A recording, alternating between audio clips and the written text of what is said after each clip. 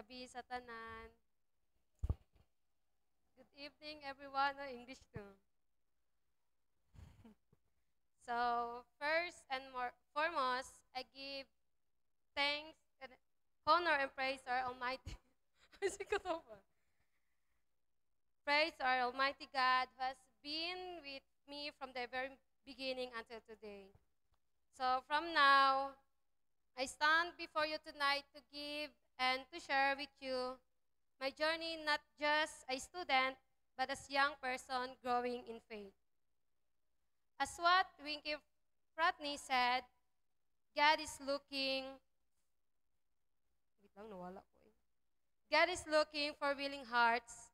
God has no favorites. You do not have to be special, but you have to be available. Means, walang pinipili ang Diyos kung sino lamang ang tutulungan niya, kundi He will widely open His arms to help us all from our struggles in life, but you just not need to be available for Him. So, balik ta sa akong past few years. I realized that my journey has not been perfect. But I can say with confidence that it has been meaningful because I walk with God. There were moments when I felt lost, tired, and even discouraged. School can sometimes feel overwhelming with all the deadlines, responsibilities, and expectation. But in those times of weakness, God became my strength.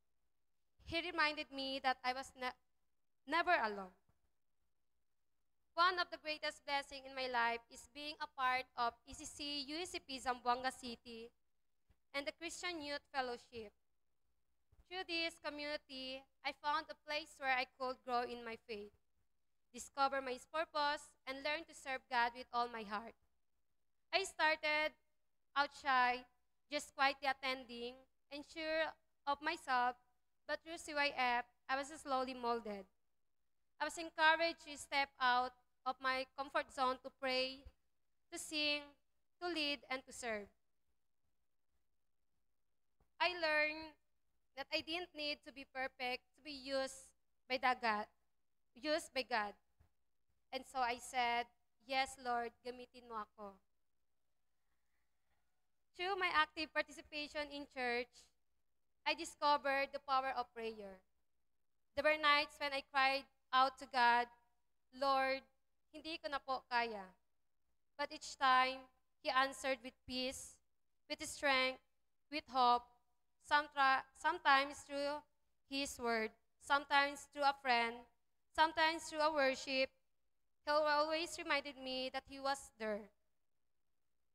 So one verse that has guided me is Jeremiah chapter 11, chapter 29, verse 11. It says, "For I know the plans I have for you, declares the Lord, plans to prosper you and not to harm you, plans to give you hope and a future."